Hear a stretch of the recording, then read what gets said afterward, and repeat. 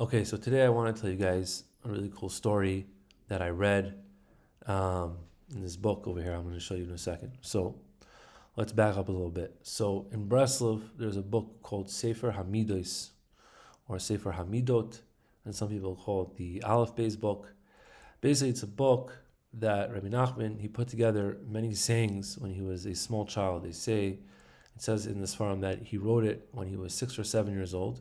He compiled many sayings, let's say from holy svarim, from the Gemara, from the Zohar, different places wherever he saw, and some of them he probably came up with. We don't know exactly, but he put them all together in a sefer called Sefer Hamidos, and it goes according to the alphabetical order of the Aleph Bet. So Aleph Bet Gimel, and it's divided up by topics. This is what the English one looks like from the Breslov Research Institute. Let's just open it up. For example, hey, you have hispoidness, right? That's a big topic. And it says over here, a person who secludes himself and separates himself from people is purified from above. Isolation and turning one's attentions to idleness brings a person to anger. And you could skip over to, let's find another one, Lashon Hara, for Lamed. Slander leads a person to committing the 3 cardinal sins: idolatry, immorality, and murder. Okay, so there's just little sayings, little things, and eventually there were other tzaddikim, there were other Breslov Hasidim, and also famously Rav Tzaddik HaKohen of Lublin, who wrote a sefer finding sources for all these sayings that Rabbi Nachman put there. Now, the question is when did Rabbi Nachman reveal this sefer, right? Because it says in the Sfarim that Rav Nosson, he talks about how Rebbe Nachman invited him into his room and he showed him all the papers with all these things on it, and he sat there with him one winter and he copied it and he copied it line by line, word for word, whatever. But how did it come to be that Rebbe Nachman told his Hasidim about this sefer? Now, in this, I was reading in this little book over here. I have a book which is a lot, different Breslov Svarim all in one. And it has over here a section called Sipurim Me Hashmatos, the stories that were left out. They weren't printed back in the day because some of them are very extraordinary, and some of them are very shocking and tripped out and crazy. And maybe if you put those back in the day, especially when Rabbi Nachman was alive, or even Rabbi Nosson was alive, they would have caused more opposition. But today we can print them and not really have to worry. Now there's a story in here which is titled, "How was the Sefer Hamidos given to us?" So let's read the story because it's mamish crazy and it's really cool. Okay, so it says over here, I'm going to read from this book. He says, I heard, whoever put together the Sipurim Me Hashmatos, he says, I heard how we were Zoiche in the great merit, in the great mercy of Hashem, that the Sefer Hamidos was giving over to us. So it happened like this. It happened that there was a guy, his name was Rabbi Dov Chaylis. He was a Breslover Chassid who became close to Rebbe Nachman. He came and not only did he become close to Rebbe Nachman, he also became close to Rebbe Nachman. He himself was a huge Rav.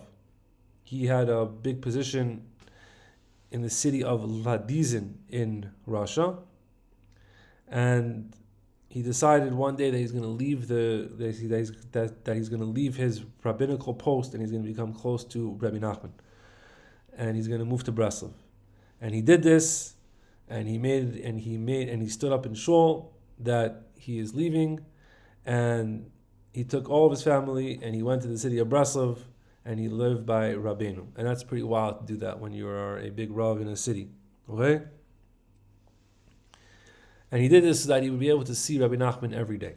Okay? And it says over here that it was his daily thing that he would go to Rabbi Nachman's house and he would tell Rabbi Nachman stories and Chidushei Torah that he would find from different Svarim, and he would just sit there and tell things to Rabbi Nachman.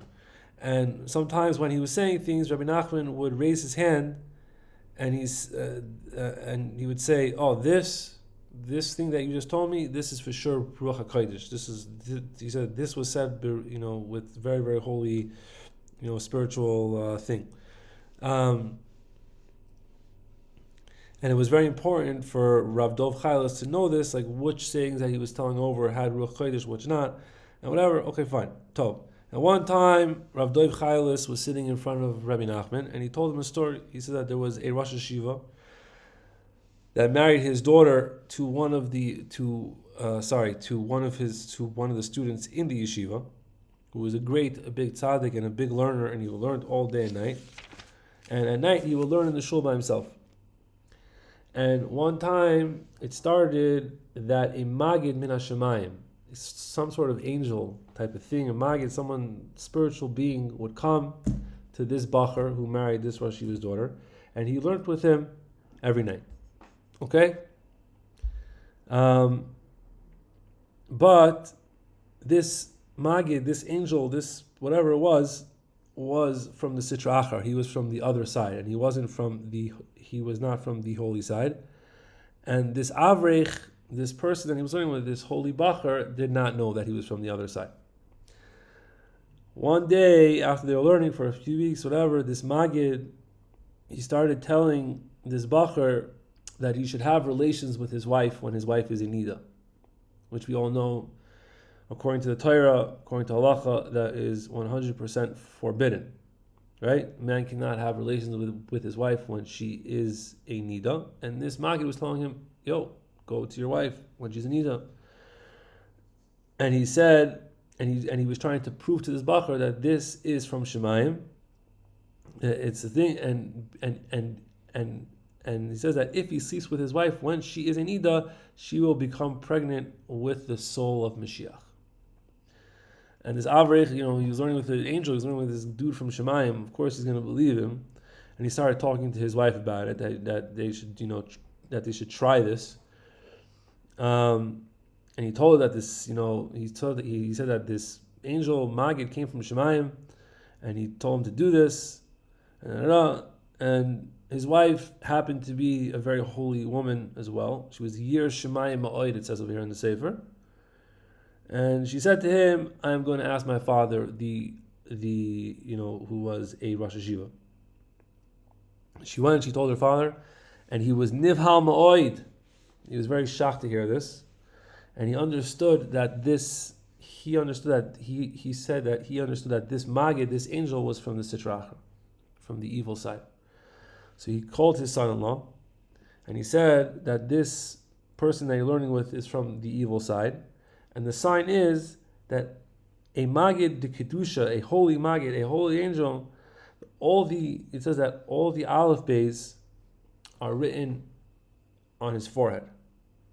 Right? And the Oisias of the Shem Havaya, Hashem's name, Yud Kei Vav Kei, are shining. Right? Across a Magid's forehead, across the angel's forehead would be all the Aleph Beis, and the Yud Kei Vav Kei in those Aleph Beis would be shining. But a Magid of Sitra Achra, a Magid from the other side, he also has all the letters of the Aleph Beis, but the Shem Havaya is not shining. So he says now, when the Magid comes to you, look if the Shem Havaya is shining on his forehead. And of course, now that he's going to realize that you're trying to figure out if he's from the holy side or the other side, from the good side or from the bad side, he's going to try to hurt you. And this Rosh Hashiva gave him certain names and kameos, and now he's not going to be able to hurt you anymore. And then the Magid came, and the Avrech saw that the Oisias of the Shem Havaya, Hashem's name, were not shining on his forehead, and he knew that he was from the Sitra Achra, and he did everything that his father-in-law commanded him, and he was saved from him, and his Magid went away, the Chaim, and everything was good. And Rabbi Nachman, when he heard this story, he was Nislaiv Ma'oid, and he said to Rav Dov, Aval Etzleinu, by us, Baruch Hashem, Me'irim Kol HaOisias Aleph Beis, all the Oisias of the Aleph Beis are shining, referencing the Aleph Beis book, kind of. V'teikaf Maser Azla, it says, and then immediately he gave to his people, to the Hasidim, especially to Reb Nassan, he gave him the papers to copy the Sefer HaAleph Beis, and that's how we were zeiche to get the Sefer Aleph Beis book. I hope you enjoyed that.